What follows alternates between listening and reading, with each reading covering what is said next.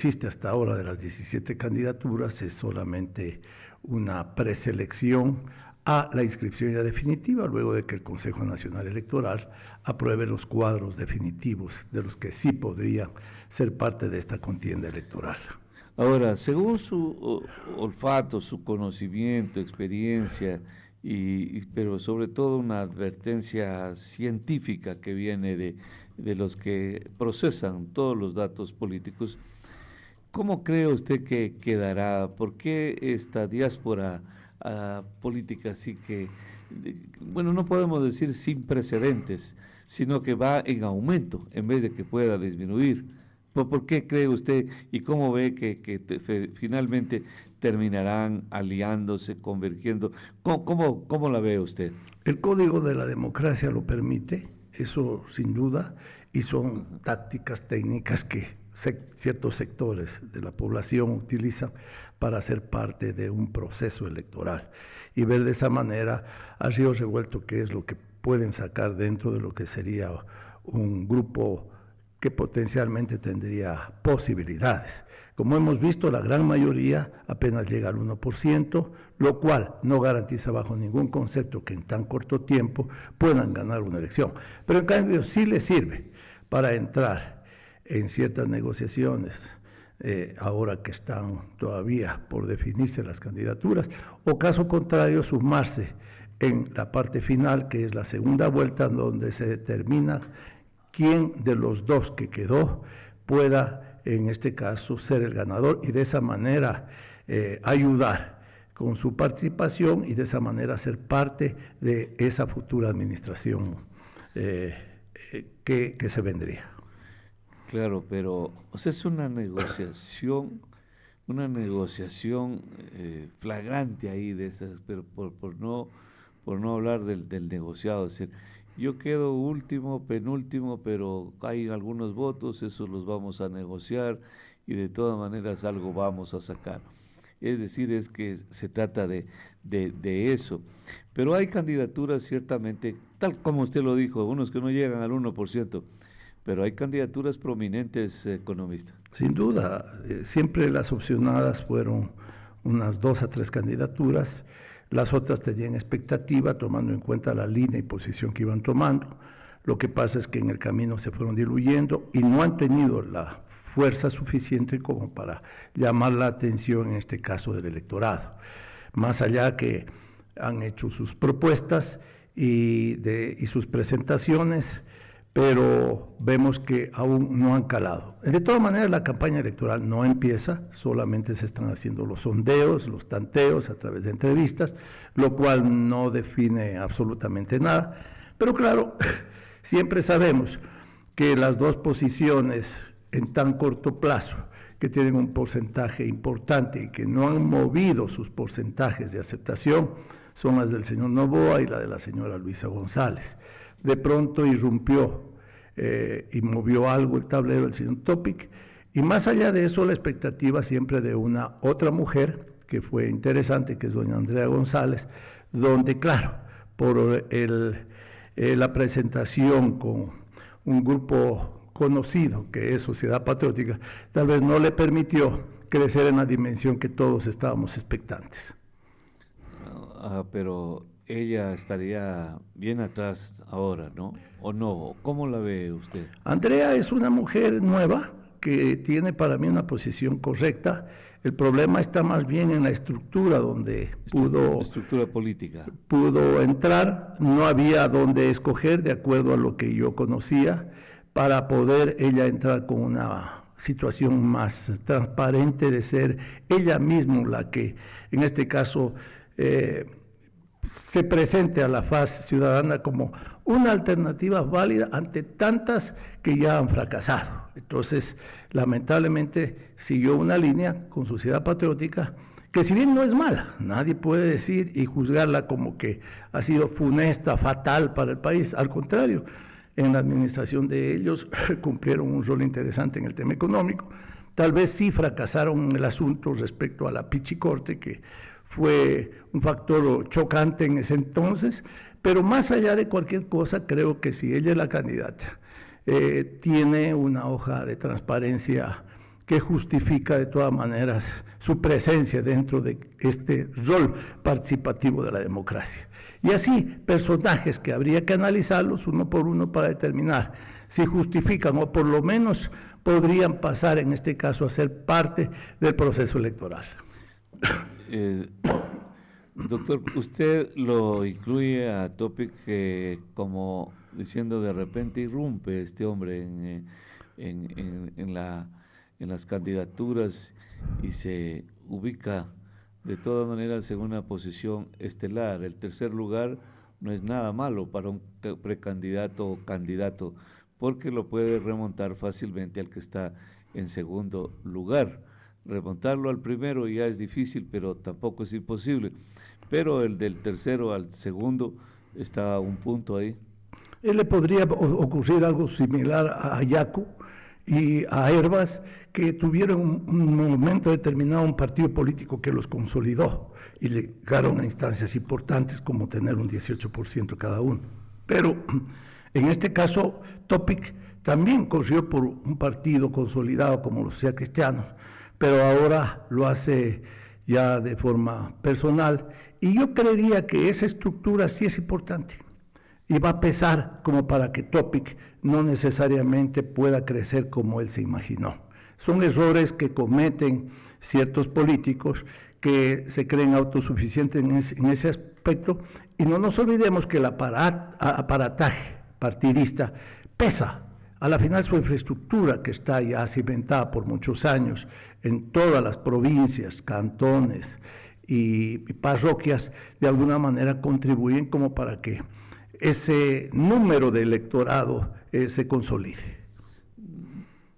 Economista, usted que tiene muy buena relación con estas personas que de alguna manera lideran en el Partido Social Cristiano, ¿cree usted que en algún momento lo puedan invitar o se puedan sumar ellos a esa candidatura? ¿A quiénes se refiere? Al señor Topic. ¿Pero qué candidatos se podrían sumar? Me refiero al Partido Social Cristiano. El Partido Social Cristiano, claro, ellos ya tienen su propio candidato, tengo entendido, que es el presidente actual de la Asamblea Nacional. Eso ya ha sido anunciado, y el señor Topic ha mantenido distancias, ha tomado distancias, y él sabrá sus razones. Pero de todas maneras yo creo que este momento, como por lo menos se ve el panorama, cada personaje de estos está por su lado, y por eso no es notoria la presencia importante dentro de lo que sería un peso electoral que pueda mover a los que sí están muy por delante, como es el señor Noboa y la señora Luisa González. ¿Qué le hace pensar a usted que, por ejemplo, el señor Henry Cucalón no lo menciona ahí, ni siquiera próximo a los tres primeros? El señor Cucalón, para mí que ya después de haber probado sus presentaciones públicas y haber anunciado su candidatura, no ha tenido la acogida que él y algunos partidarios creían. Él creo que anda por el 1%, y eso se debe posiblemente a esa posición un poco ecléctica de que no está ni con el gobierno ni contra el gobierno, y al mismo tiempo también está contra el señor Correa, y una posición media aislada que no ha pegado. No. En estas cosas yo creo que en el corto tiempo que tenemos tiene que haber una definición muy clara, y todos lo sabemos, y en esto no hay para qué engañarse. Todavía estamos por el sistema, mi estimado Freddy, viviendo el arrastre de lo que fue la presencia importante de un correísmo. Entonces, aquí no hay duda que ellos tienen una base consolidada desde hace mucho tiempo atrás, y que vienen luchando por una sola causa, que es la impunidad para personajes que tienen antecedentes realmente graves y críticos. Entonces, la posición de ellos no es ni siquiera ideológica. La posición de ellos es defender sus intereses para salvar a sus líderes. Incluso ahora ya han traído de candidatos a personas que estuvieron involucradas en estos problemas, pero como se han salvado por las influencias que ellos tienen dentro del Poder Judicial, ahora ya pueden ser hasta candidatos. Mire usted un caso del señor Patiño, ahí está participando o va a participar como que no ha pasado absolutamente nada. Pero si vemos la hoja de vida de este señor, realmente deja mucho que desear, como para que no esté en la Asamblea Nacional y todavía dando normas de conducta y de posiciones de cambios de leyes que tanto requiere hoy por hoy el país. Está clarísimo, es decir, que deben haber posiciones marcadas, dice usted, pero ¿cómo se los puede identificar, economista? Cuando hay 17, digamos que son inamovibles 17 candidatos, no, ni siquiera precandidatos, digamos que llegan 16 o 17. Si son 17, 16 están en la oposición al presidente Noboa para ganar alguna posibilidad, alguna oportunidad. Y, y todos contra uno sería así. ¿Por qué? ¿Porque es el primero, porque está más alto o por qué?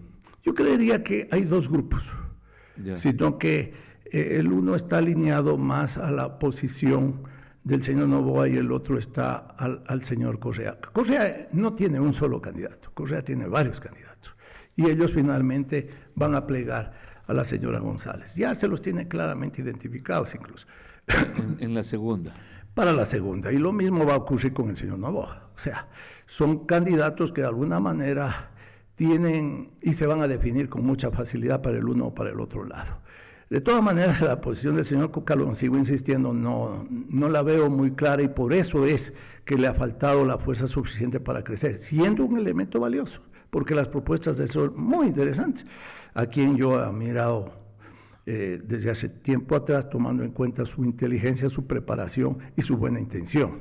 Pero la falta de definición dentro del tema político hace muchas veces que su tendencia no cale suficientemente, en este caso, en los electores. Entonces, ese tema ya se lo verá próximamente cuando, en primer lugar, el Consejo Nacional califique ya de forma definitiva las candidaturas. Y en segundo lugar, ya en el calor de la misma política, se sienta la fuerza del mensaje de cada uno de ellos, tomando en cuenta de que de por medio hay temas fundamentales que hay que toparlos ya a fondo. Mire usted, por ejemplo, el tema hidroeléctrico que el país está viviendo, más allá del tema de inseguridad. El tema hidroeléctrico es increíble, pero si no se habla claro por parte de los candidatos, créamelo, que yo pensaría que estaríamos patinando en el mismo terreno sin dar soluciones al futuro que necesita y requiere el país como corresponde a fondo. Ya no es un problema político, es un problema técnico, es un problema de Estado que tiene que asumírselo con responsabilidad. Caso contrario, de aquí en adelante vamos a acostumbrarnos a vivir, imagínense, sin energía, tomando en cuenta que cada paralización de hora de energía al país le cuesta 12 millones de dólares. Entonces, no puede ser. El país tiene que buscar soluciones y normar el reglamento actual de la ley de inversión sobre el tema energético, que es estratégico. ¿Para qué? En este caso, el sector privado, por ejemplo, que son los que tienen recursos, tanto nacional o internacionalmente, puedan invertir en esos sectores que hoy por hoy están total y absolutamente debilitados. Entonces, en eso tenemos nosotros que ser muy claros y enfáticos. Si no vamos por esas líneas de soluciones a los problemas inmediatos, donde se tiene que invertir, por ejemplo, en el tema eléctrico, 13,000 millones de dólares que el Estado no los tiene. Entonces, a ver, ¿qué van a decir los candidatos con respecto a esta materia, que es de fundamental importancia? A que no la inversión privada, que siempre la hemos visto como un...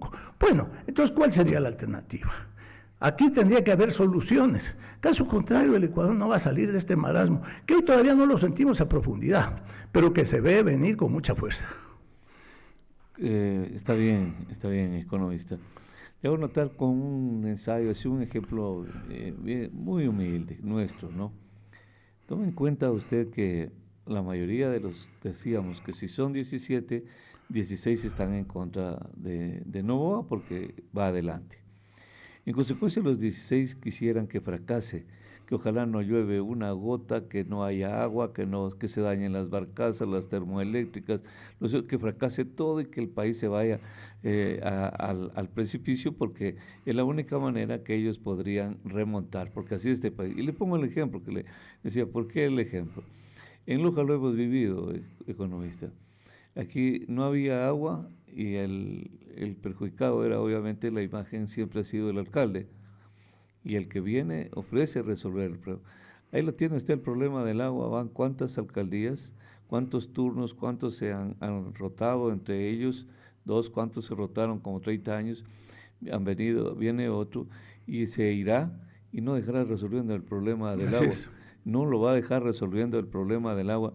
De mañana nomás decíamos, todos hasta ahora los problemas están insolutos, todos, tal como los encontró, tal cual están. Y eso se vive en la política, eso me apena a mí, que hay gente que de mal corazón, porque esto ya a veces ya rebasa el tema político, yo no sé, a veces me gusta navegar por el tema espiritual, y digo, y esto es otro tema espiritual, ¿cómo puede pensar un ciudadano? ¿Cómo puede desear que no llueva, que se dañe todo, que no se arregle, con tal de que un gobierno fracase para ellos tener una oportunidad? Esa es el asunto. Antes hay una llamada, 725-400. Buenos días, le escuchamos. Adelante. Buenos días, estimadísimo Freddy. Un saludo para mi amigo el economista Osvaldo Burneo.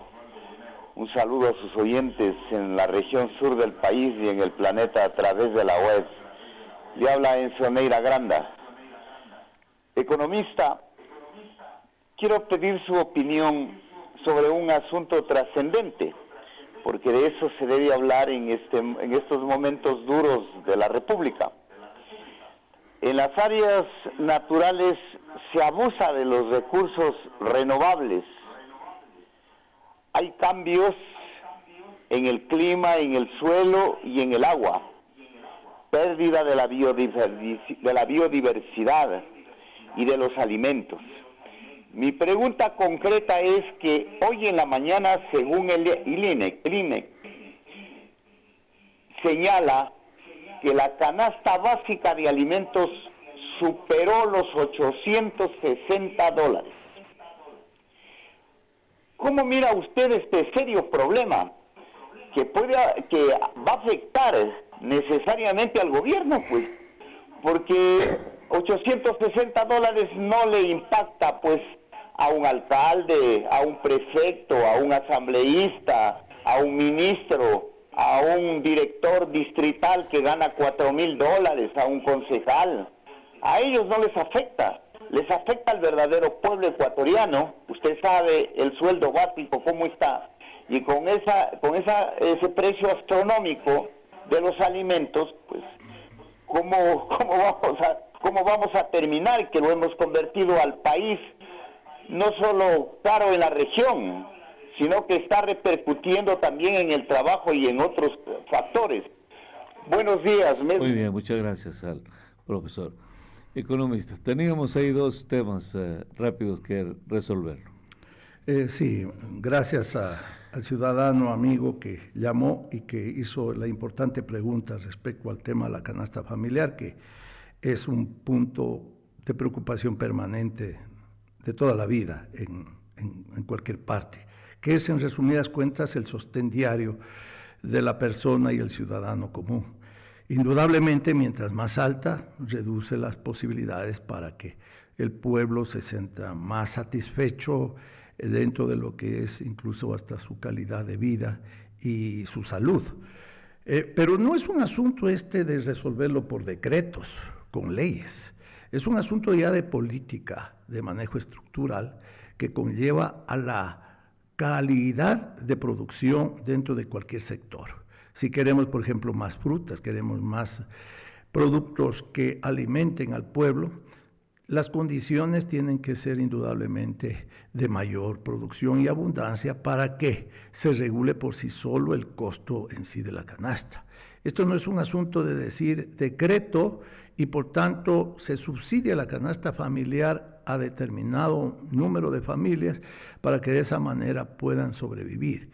Ese no es el camino, porque sabemos que los subsidios finalmente terminan desdibujando la realidad de una economía, más aún si es pobre como la nuestra, ¿no es cierto? Entonces, ese no es el punto. Aquí las condiciones son estructurales y por tanto el agro juega un rol fundamental, porque de ahí provienen justamente los productos de consumo, ¿no? Así que el agro, que ha venido cada vez a menos, tiene menos garantías para poder producir dentro de lo que es un autoabastecimiento trascendente, importante. No hace mucho también conversábamos de las bajas producciones, incluso hasta de ciertos sectores por la baja del agua, la posibilidad para que hayan producciones importantes. Y por ejemplo, como manifestaba aquí con Freddy, Poechos es un caso patético donde era una zona que proveía al Ecuador de importantes productos para que justamente nuestra canasta pueda tener, en este caso, sustentación. Y así por el estilo. Entonces, el tema radica en qué? En que mientras más abundancia, naturalmente los precios tienden a bajar. Más escasez tienden a subir. Entonces, ¿qué es lo que tenemos que propender? Es a producir. Las condiciones están dadas dentro del país, yo diría que en forma muy limitada. Que las leyes hay que cambiarlas, pero por supuesto. Que la mano de obra escasea en determinados casos. Y por otro lado, las condiciones sobran por otro, porque no está alineado a un manejo técnicamente para que la población no tenga concentraciones en las ciudades, que hay el grave problema de orden social actualmente, y de esa manera crezca más la delincuencia también. Entonces, si usted se pone a analizar un punto, termina viendo que todo esto desemboca en todos los problemas que a diario se presentan en el país. No, porque la gente tiene que buscar alternativas. Incluso hasta el tema migratorio ha sido parte de eso, donde ha traído, por suerte, una repercusión favorable dentro de lo que tiene que ver a ingresos que actualmente también sostienen a cierta parte de la población desempleada. Son 6.000 millones de dólares que por ese concepto los ecuatorianos recibimos para sustentarnos, sustentar a quienes no trabajan, porque mucha gente dice, ¿de qué viven ellos? Ellos viven de la gente familiar que se ha ido al exterior y que manda sus dólares para mantener a sus familias. Entonces, es una cadena, ¿no?, en ese aspecto. Pero ese no es el punto que vamos y tenemos que analizar, porque no es un programa de varias horas como para entrar a topar punto por punto. Pero yo diría que los temas generales dentro del asunto político no lo tenemos que asumir en estas elecciones porque giran más en un torno espectacular que a la capacidad real de gobernar. Entonces, el candidato, ¿qué tiene que hacer? Ser realistas y no mentirle al pueblo ecuatoriano con respecto a las medidas que sí hay que asumirlas. Probablemente en un principio sean un poco drásticas, pero necesarias como para que eso no tenga un efecto a mediano y a largo plazo negativo, como es lo que nos está ocurriendo actualmente. Por ejemplo, yo pongo y digo, el tema hidroeléctrico, si no se lo hubiera asumido con más responsabilidad, este momento no tuviéramos el inconveniente que hoy lo estamos teniendo. ¿Cómo va a ser posible que Coca-Cola Sinclair, que costó 3.000 millones de dólares, nunca funcionó al 100%? Obras tan trascendentes e importantes para el país, ¿no? Y más aún con una posibilidad de vida corta, ya que las aguas del Coca-Cola no están, en este caso, cumpliendo su rol, tomando en cuenta que esa presa puede colapsar tarde o temprano por las características técnicas que ya fueron advertidas, ¿no? Entonces, si vamos a hacer las cosas dentro de lo que es una planificación del gobierno, tiene que ser con responsabilidad y no más bien ir a complicar como es lo que ha sucedido hasta ahora. Las consecuencias y resultados actuales no es para ponernos a hablar mal siempre del anterior, sino son los resultados, sí, de esas políticas irresponsables que nuestros políticos han tenido durante los últimos 20 años. No, eso no hay duda, porque no han asumido las posibilidades a caer en este marasmo que hoy por hoy le va a tocar asumir a cualquier político, sea de cualquier tendencia que sea. Entonces, yo creo que el asunto es más grave de lo que nos imaginamos y por tanto este rato tenemos que asumir una posición de orden patriótico para aceptar a cualquier candidato o cualquier ganador para que tome el toro por los cuernos y de esa manera dé solución a los gravísimos problemas que tenemos actualmente en el país. Economista, solo un asunto así para que usted lo pueda también procesar. Hace algunos días hizo una declaración el expresidente Hurtado y, como decíamos, tampoco es que dijo algo nuevo. Lo importante es que dicho por él pues tiene otro valor, otra significación. Y lamentaba y añoraba, entiendo que ese era el punto, él añoraba cómo cambiaron los tiempos, ¿no? Tal cual nosotros añoramos cuando antes había bosque, había agua limpia, había un ecosistema más sano, había las escuelas no entraban a robar, como estábamos viendo, es decir, era una sociedad un poco más sana. Y dice él que ahora todo pues es a la inversa. Miren, dice, quienes están en la asamblea por ese espectáculo que nos presentaron en la Comisión de Fiscalización, y dice pues que eso es lo que ahora existe en el Ecuador. Es decir, estas nuevas generaciones pues ya no ven ese nivel de políticos que enaltecían a la patria, a la política, a la democracia, que eran verdaderos prohombres, que al menos eran hombres distinguidos, entiendo, no muy formados y todo eso, que ahora cualquiera de estos va ahí a la asamblea y mire cómo nos representan. ¿Qué opinión le merece a usted? Porque es como una degradación conjunta, todo va perdiendo. Hablábamos del ecosistema, hablábamos de los ríos, hablábamos de los problemas morales, hablábamos de los políticos, que llega charlatanes, vocingleros, se ponen de candidatos, gente del más bajo nivel, de perfiles que estaría bien para otras actividades que no dejan de ser decentes, seguramente nobles, pero no para este nivel de la política, economista. Los políticos todos tienen un componente muy alto de demagogia, pero hay que diferenciar mucho entre demagogos que tienen su forma de actuar, de decir las cosas, pero en el fondo son pragmáticos en su accionar y serios en sus procedimientos. A lo que hacía referencia el señor Hurtado, expresidente de la República, era a los congresos anteriores, donde expresidentes de la República lo conformaban y donde habían verdaderos debates de altura de fondo para solventar la problemática nacional. Y claro, comparado con lo actual, donde hay léferos, sinvergüenzas, mafias, agrupaciones, que en este caso solamente buscan impunidad, hay una diferencia, pero abismal. Antes eran patriotas y probablemente se inmolaban y luchaban con vehemencia dentro de su accionar parlamentario.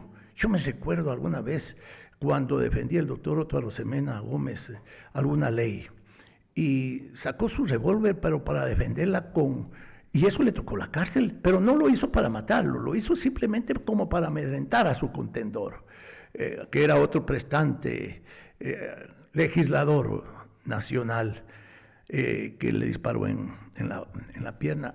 Eso era la vehemencia y la pasión que le ponían esos, pero no con el ánimo de hacer shows, sino de defender las leyes con una mística impresionante y con una capacidad de conceptos y de análisis increíble. Ahora no existe eso. Ahora lo que hay es un show mediático de griteríos sin fundamento que más bien caen en el plano del albañal, donde solamente se defienden a las órdenes de un jefe que está luchando por quedar libre y que lo liberen de sus ataduras judiciales y de su pasado y antecedentes que ya fueron sentenciados. Entonces manejan así como para tomarse, por ejemplo, los poderes, el Poder Judicial, la Contraloría, a través del Consejo Nacional Electoral, el Consejo de Participación Ciudadana, y ese tipo de cosas que solamente demuestra que tienen intereses. Antes no era así. Antes iba lo mejor de lo mejor a estas instituciones y eran muy respetadas y nadie los topaba porque eran personas que eran verdaderos jueces, que nadie siquiera dudaba de la transparencia de un proceso electoral o de un fallo judicial o de una acción de fiscalía. Ahora no, ahora dudamos de todos ellos. Verbo y gracia de eso es que el anterior director nacional de la Judicatura está preso. ¿Y por qué? Porque está considerado como uno de los personajes más tenebrosos que ha tenido la justicia ecuatoriana, ¿no? Y cosas por el estilo. Entonces, en ese aspecto, han cambiado los actores, han cambiado las intenciones y han cambiado los sistemas de participación, porque los que están dentro de estos accionares diarios de la política nacional no son gente toda calificada para estar allí. Se perdió ese nivel académico incluso, ¿no?, que caracterizaba a la mayoría. Sus discursos eran obras de arte, ¿no? Indudable. Oírlo al Congreso Nacional era una obligación, donde uno aprendía, porque eran piezas oratorias que realmente lo llenaban a cualquier oyente, y naturalmente en esa línea se educaba la política nacional. El Congreso era el centro político, donde todos los ecuatorianos estábamos a la expectativa de aprender. Y realmente no solo eso, sino que era un honor poder aspirar a llegar a ese Congreso Nacional, porque el que estaba ahí era realmente una personalidad. En cambio ahora pasa lo contrario. Llegar a una Asamblea Nacional ya da, como quien dice, hasta vergüenza, porque dice, yo no quisiera que me involucren con todas esas accionares de personajes que solamente van a hacer un show vergonzoso, donde incluso son hasta analfabetos que no saben ni leer. Por ejemplo, en mi tiempo me recuerdo que era prohibido leer discursos llevados en papelito, y nosotros poníamos punto de orden cuando alguien se atrevía y osaba a leer dentro de lo que era un hemiciclo que se tenía que parlamentar, ¿no? Discutir, debatir, más no ir a leer algo que le estaba haciendo probablemente un mal asesor, no. Entonces, no, hay una diferencia abismal en eso.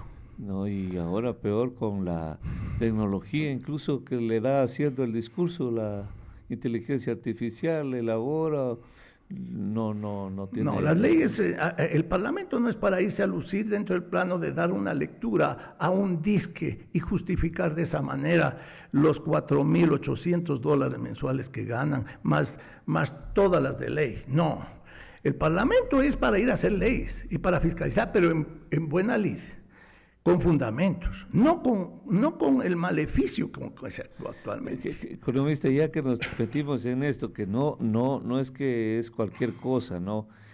¿Cree usted que fue un lapsus de esta asambleísta que dijo no hemos resolvido?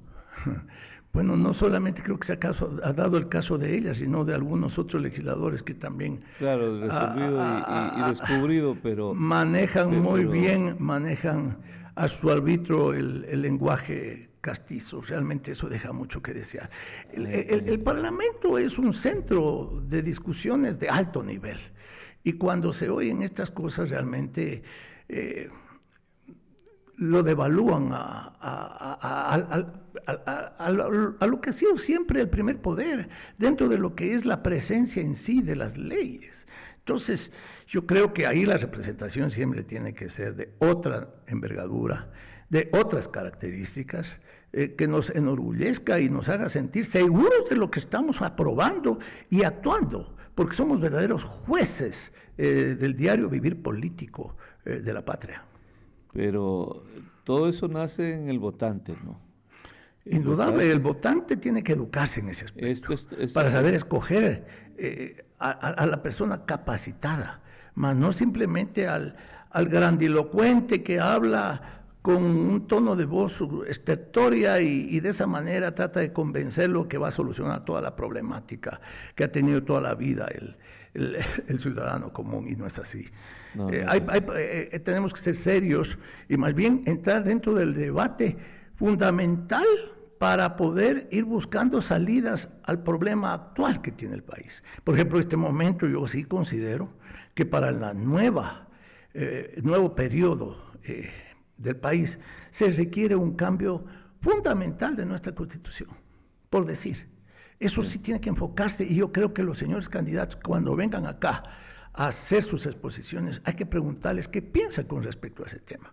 Porque no creo que podamos seguir con una Constitución que nos ha debilitado a los actores políticos. Ha degradado. Ha degradado. Sí. Y por el contrario, tiene que mejorar. Pese a que yo siempre digo, no hay ley mala cuando hay un actor bueno, sí, pero como siempre hay actores malos, también y sumado a malas leyes, eso degrada aún más al sistema, en este caso político que tenemos actualmente en el país. Qué tremendo.